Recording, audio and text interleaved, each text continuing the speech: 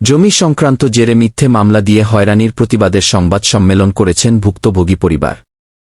শ্রীপুর, গাজীপুর, প্রতিনিধি ছবি চিত্র বিস্তারিত। গাজীপুরের শ্রীপুরে জমি সংক্রান্ত জেরে মিথ্যা মামলা দিয়ে হয়রানির অভিযোগে হাসমত আলীর বিরুদ্ধে দায়ের করা মিথ্যা মামলা, মিথ্যে ভূমিদস্যু সাজিয়ে মানববন্ধন করার প্রতিবাদে সংবাদ সম্মেলন করেছেন ভুক্তভোগী পরিবার।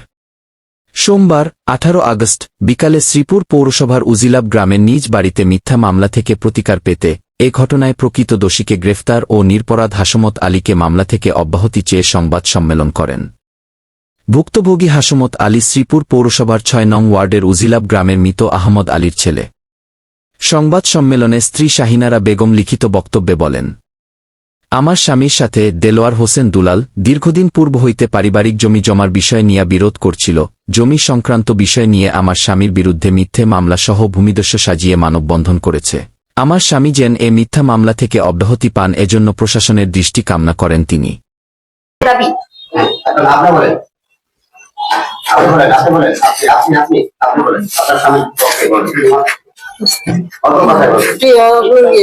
সাংবাদিক ভাইরা, আসসালামু আলাইকুম।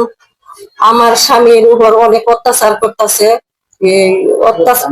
মিথ্যা মামলা দেয়া হয়রানি করাইতেছে, আয়া হুমকি দেয় মাইরা লাইব, দাও লাগি বাড়ির আশেপাশে অনেক হুমকি দেয়।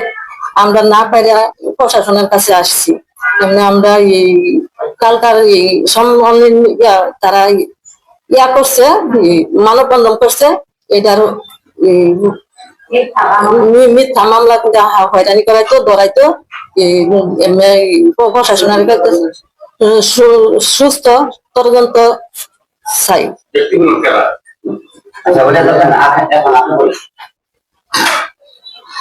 আসসালামু আলাইকুম সাংবাদিক ভাইরা, সবার প্রতি আমার শ্রদ্ধা এবং আমি আসছি, আমার নাম আয়েশা, আমি হাসমত আলী ভুক্তভোগীর বোন।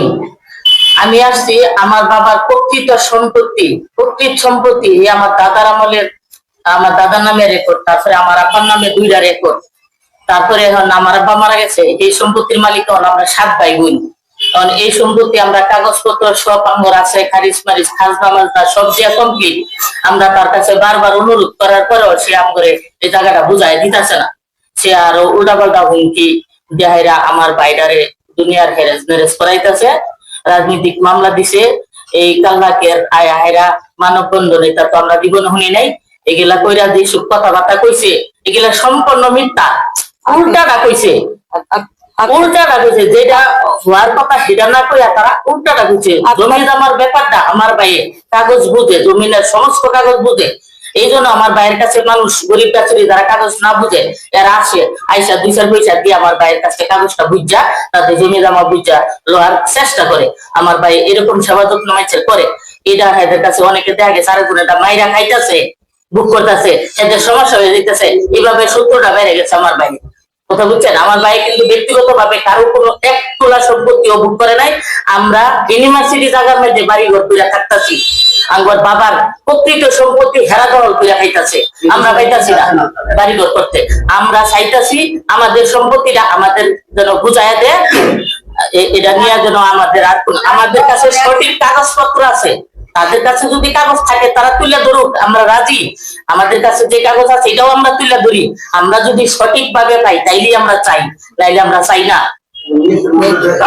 এই নিয়ে এই জমিন চাইতে গিয়ে আমার ভাইয়ের নামে মিথ্যা মামলা দিয়া হয়রানি কইরা এই মাইরা লেবো 10-12 জন এখানে ধরবো, 2 রাইনা মাইরা সব ভাইঙ্গা থানার জমা। এটা কি ধরনের কথা?